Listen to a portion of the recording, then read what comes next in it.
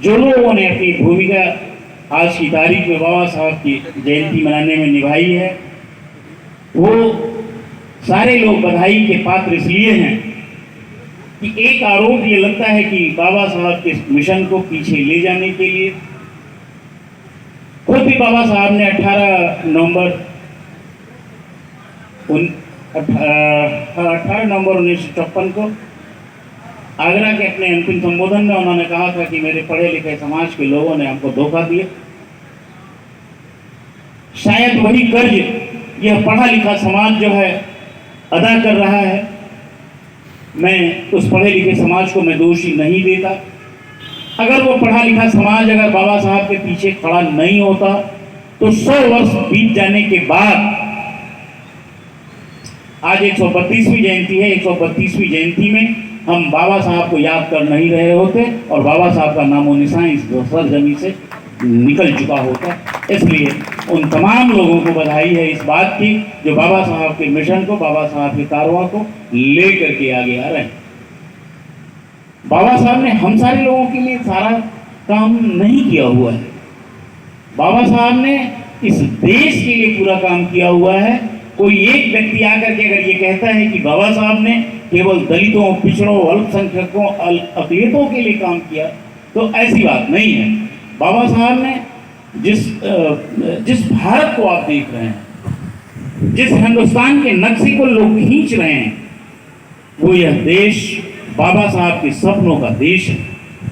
बाबा साहब ने अगर ये सपना न देखा होता तो आज इस अखंड भारत की तस्वीर आपके सामने नहीं हो पाती और ना ही ये हिंदुस्तान बचा होता। क्योंकि जिस पर सरकार जिस बात का ढिढोरा पीटती है, सरकार जिन मूल्यों पे अपनी सरकार को चलाना चाहती है, सरकार जिन बातों को कह करके जो है बाबा साहब को हाशिए पर ठेलना चाहती है, मैं बता दूं, बड़ी मंशा के साथ और बड़ी सफाई और सच्चाई के साथ बाबा साहब के विचारों पर कोई भी सरकार जो रही है वो चलती चली आ रही है। वर्तमान सरकार का एक नारा अक्सर करके ये कहा जाता है राष्ट्र प्रथम। अब ये राष्ट्र प्रथम वाली जो बात आ गई तो लोगों को लगता है कि जिस कढ़ाई में पूरी तली जा रही थी उसमें से कचौड़ी निकल गई क्या? लेकिन ऐसी कोई बात नहीं है। बाबा साहब का ही कॉन्सेप्ट था, बाबा साहब का ही विचार था कि सबसे पहले हम भारतीय हैं और अंत तक भारतीय हैं। उसको आपने एक शब्द में समेट दिया, राष्ट्र प्रथम। और राष्ट्र प्रथम कह करके जो है आप वहां से एक लकीर खींच देना चाहते हैं। मैं जानना चाहता हूं उन तमाम सियासतदानों से, मैं जानना चाहता हूं देश के हुक्मरानों से कि तुम्हारी एक छोटी सी लकीर खींच देने से क्या किसी की बड़ी लकीर को तुम मिटा पाओगे? ऐसा कभी कतई संभव नहीं है। और बाबा साहब जैसा आदमी सदियों में, युगों में नहीं, सिर्फ एक बार पैदा होता है। बादशाह पैदा होते हैं, राजा पैदा होते हैं, लेकिन बाबा साहब नहीं पैदा होते। आप ये जान लें। एक बात मैं बताना चाहता हूं बाबा साहब के बारे में, कहीं उसे नोट कर लें, उसे अंडरलाइन कर लेंगे कि अब तक दुनिया के जितने भी बादशाह हुए हैं, जितने भी राजा हुए हैं, जितने भी जमींदार हुए हैं,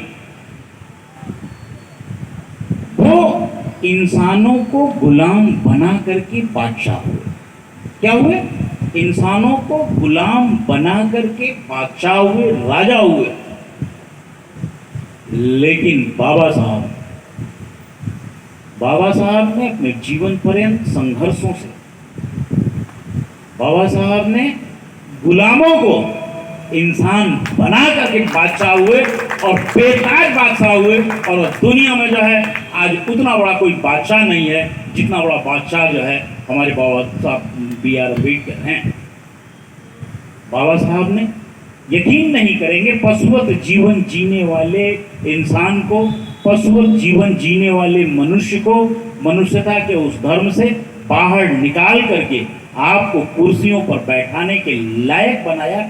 इसके लिए आप सदैव उनके लिए ऋणी रहेंगे। बाबा साहब के जीवन संघर्षों को जब कभी आप पढ़ेंगे, बाबा साहब को जब भी कभी आप याद करेंगे, तब याद करेंगे जब आपके कोई देवी देवता काम न आए, कभी कोई अल्लाह खुदा आपके लिए काम न आए, कोई यीशु मसीह, कोई ग्रंथी, कोई पादरी, कोई पुजारी काम न आए, निसंदेह ऐसे समय में आप बाबा साहब के नाम का स्मरण कर लेना, बाबा साहब के जीवन के संघर्षों को पढ़ लेना। अगर तुमने आत्महत्या करने की ठानी होगी, तुम दुनिया की तकदीर बदल दोगे, दुनिया आत्महत्या के लिए मजबूर हो जाएगी, लेकिन तुम कभी नहीं मजबूर हो सकते हो। ये व्यक्तित्व, यह चरित्र अगर किसी का है तो वो बाबा साहब B.R. अम्बेडकर का है। B.R. अम्बेडकर ने आपको यहाँ तक पहुँचाने के लिए अपने सुख चैन गंवाए हैं, यहाँ तक आपको लाने के लिए उन्होंने अपना घर बार छोड़ा है, यहाँ तक लाने के लिए उन्होंने अपने बेटों की कुर्बानी दी है, यहाँ तक लाने के लिए उन्होंने दुनिया के सबसे बड़े से बड़े पद को ठुकराया है। उन पदों को जूतों की नोक पे उन्होंने रखा है, जब चाहा तब अपनाया और जब चाहा तब ठुकराया। इसका उदाहरण हिंदू कोड बिल के समय पारित न होने के कारण लॉ मिनिस्टर के रूप में उन्होंने जो त्याग दिया, जो त्याग पत्र दिया, वो सबसे बड़ा उदाहरण है। क्योंकि आज की तारीख में लोग कुर्सियों से चिपके रहना जहाँ पसंद करते हैं, वहाँ राजनीतिकों के लिए, राजनीतिक दलों के नेताओं के लिए एक बहुत बड़ी सीख है कि मानवता के कल्याण के लिए आधी आबादी को क्या कहते हैं, पुरुषवादी सत्ता के बराबर लाने के लिए, उन्होंने माँ बहनों को अधिकार दिलाने के लिए उन्होंने अपने पद को भी ठुकरा दिया। इसके लिए इस देश की आधी आबादी, उनका ताउम्र ता जिंदगी, जब तक ये आधी आबादी रहेगी, ये वो जो है उनको हमेशा याद रखेगी, क्योंकि उनके त्राता, उनके मुक्तिदाता बाबा साहब ही हैं। वो बाबा साहब ही थे जिन्होंने काम के घंटे तय किए कि फैक्ट्रियों में, मिलों में, सरकारी दफ्तरों में, केंद्र सरकार के कार्यालयों में कितने घंटे काम होगा। वो बाबा साहब ही थे जिन्होंने तय किया था कि छुट्टियों में भी जो है आपको अवकाश मिलेगा। वो बाबा साहब ही थे जिन्होंने जो है क्या कहते हैं, आपके चिकित्सा भत्ता की सुविधाओं को बहाल रखने के लिए उन्होंने प्रयास किया। वो बाबा साहब ने ही कानूनों में वो व्यवस्था की थी कि एक्सीडेंटल स्थिति में जो है आपको ये क्या कहते हैं, इंश्योरेंस और पैसे मिलेंगे। लेकिन आज की सरकार शोषण पर उतारू है, प्राइवेटाइजेशन पर उतारू है। वो रोजगार के नाम पे लोगों को रोजगार दे रही है, लेकिन 90,000 रुपए के कर्मचारी के एक बहाल करने के से पहले वो 90,000 रुपए में 9 लोगों से काम लेना चाहती है और 9,000 रुपए महीना दे रही है। वो 8 घंटे की ड्यूटी को उल्लंघन करते हुए वो 12 घंटा खटा रही है, जो शर्मनाक है। और हम इसकी निंदा करते हैं ताकि जो मनुष्य को मनुष्यता का दर्जा मिल सके। जहां बाबा साहब ने महिलाओं को नौकरी में, वो प्रसव के दौरान, उनकी गर्भावस्था के दौरान, गर्भ के ये बच्चे पैदा होने के बाद जहां उनके लिए मातृत्व अवकाश तक की व्यवस्था संविधान में की है, यहाँ ड्यूटी पर एक दिन न जाने वाले आदमी की तनख्वाह काट लेने के लिए सरकार उतारू है। ऐसे में बाबा साहब हमें याद आते हैं और हमारे लिए जो है बाबा साहब मार्ग के रूप में हैं। मैं यहाँ आपसे इस बात की जो गुजारिश मैं कह रहा हूँ, उस पर आपको गहराई से सोचना है। भारत की अर्थव्यवस्था को सुदृढ़ करने के लिए बाबा साहब ने जो उपाय, जो निर्देश दिए, रिजर्व बैंक इंडिया के स्थापना की बात उन्होंने करी। 1 अप्रैल को रिजर्व बैंक ऑफ इंडिया का जो है वो स्थापना दिवस होता है।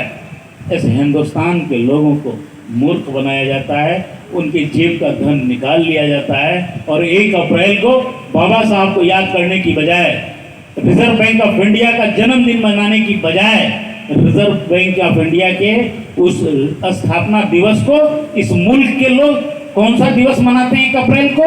वो आप बताएंगे, वो मूर्ख दिवस मनाते हैं।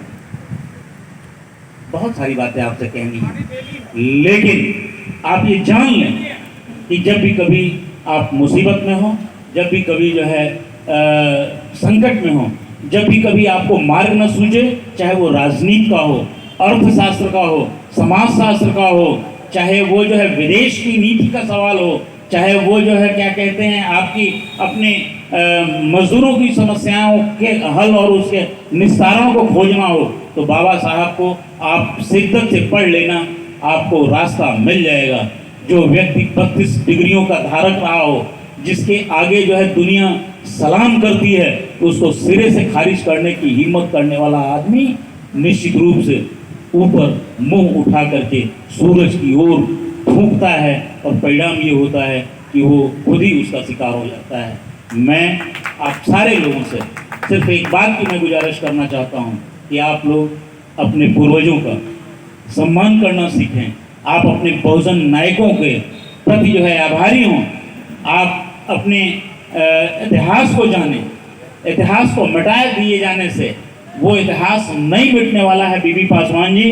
चाहे सीबीएसई के पाठ्यक्रमों से आप निकाल दें, चाहे वो एक सल्तनत मुगल सल्तनत को जो है आप उसको बाहर कर दें, लेकिन आप उसके दौरान किए गए अपने राजाओं के पाप को नहीं छुपा सकते हैं। उस कालखंड का आप जवाब देने लायक नहीं हैं कि उस कालखंड के दौरान भारत की स्थिति क्या थी। अगर ये भारत गुलाम था तो इसलिए गुलाम नहीं था कि भारत के लोग जो है नाकाबिल थे, भारत इसलिए गुलाम था कि उस समय जो है जिनके हाथों में सत्ता थी, उन लोगों ने जो है क्या कहते हैं अपनी सत्ता को बचाए रखने के लिए, अपनी मूंछें खड़ी करने के लिए, युद्ध करने से, युद्ध पौरुष दिखाने में जब वो अक्षम हो गए, अपनी बहन बेटियों को जो है उन मुगल खानदान के रजवाड़ों को ब्याह करके अपनी राज सत्ताएं बचा ली। इसके लिए आप शर्मसार होना चाहते हैं कि उस कालखंड को आप पढ़ना नहीं चाहते हैं, आप उसे कतई नहीं मिटा सकते हैं। आप जिस चीज़ को जितना जमी गोश करना चाहेंगे वो चीज़ें जो है जल्दी से उभर करके जो है सामने आएंगी, और नहीं तो मुगल कालखंड के राजाओं के साथ जिन हिंदू राजाओं की बहन बेटियां ब्याही गई हैं, उनके सीरियल से नामवार जो है किन किन राजाओं के साथ कौन कौन ब्याही गई, वो जो है उस कालखंड में आज जो है वो वायरल हो रहा है। ये शर्म की स्थिति है हमारे लिए भी, और उस कालखंड में जीवित उन मूछ धारकों के लिए भी शर्म की स्थिति है, जो लोग ताव से कहते हैं कि हमने जो है जंग जीती है, हमारे पूर्वजों ने घास की रोटियां खाई हैं, हमारे जो घोड़े जो है क्या कहते हैं नदियां डाक जाया करते थे, लेकिन वो नहीं बताते हैं कि उनका सेनाध्यक्ष मुस्लिम हुआ करता था। ऐसी स्थिति में इस सौहार्द को मिटाने की जो नाकाम कोशिशें की जा रही हैं वो नाकाबिले बर्दाश्त है। एक प्रश्न मैं यहाँ छोड़ करके मैं जाना चाहता हूँ, प्रशासन इस बात को अगर सुन रहा है, बाबा साहब की छतरी का एक मैटर है, बाबा साहब की छतरी का लगाया जाना अनिवार्य है, और वो छतरी जो है क्या कहते हैं शासन प्रशासन के पैसे से नहीं लगने वाली है। जिस तरह से बाबा साहब के सर पे बाबा साहब को लोगों ने स्थापित किया है अपने पैसे से, उसी तरह से बाबा साहब जो है की छतरी भी हम अपने पैसे से लगाना चाहते हैं। लेकिन इसमें प्रशासन को क्या तकलीफ है, जब तक वह इस बात को लिखित रूप से नहीं दे देता है तब तक हमारा ये संघर्ष नहीं रुकने वाला है। हम बाबा साहब की छतरी को लगाए जाने तक के लिए जो है हम लोग को संघर्ष करना पड़ेगा, उसमें हमें किसी शासन और प्रशासन के सहयोग की जरूरत नहीं है। अखबार और मीडिया के भी लोग यहाँ मौजूद हैं, वो ये जान लें कि बाबा साहब के सर पे अगर छत नहीं होगी तो हमारे भी सर के ऊपर कोई छत नहीं होगी। और एक बात मैंने बीच में जो कही थी, अपने बुजुर्गों का सम्मान हम करना सीखें। एक बात और है, बरगद या कोई भी पेड़ भले फल देने लायक न रह जाए, लेकिन उसकी छाया में आपको आराम जरूर मिलेगा, और आप जो है उसकी छाया से जो है अपने आप को रोक नहीं सकते हैं।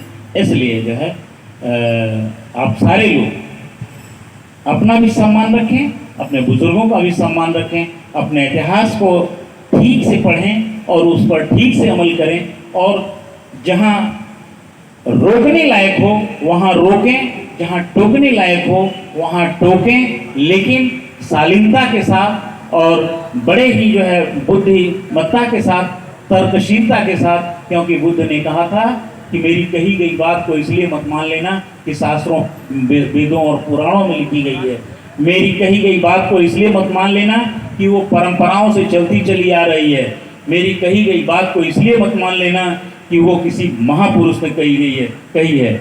मेरी कही गई बात को इसलिए मान लेना कि वह तुम्हारे ज्ञान की तर्क की कसौटी पे खरी उतरती है, तभी मानना। और उन्हीं पर चिन्हों पे चल करके बाबा साहब, संत रविदास, ज्योतिबा फूले और कबीर का जीवन आदर्शमय है और उन्हें पढ़ने की ज़रूरत है।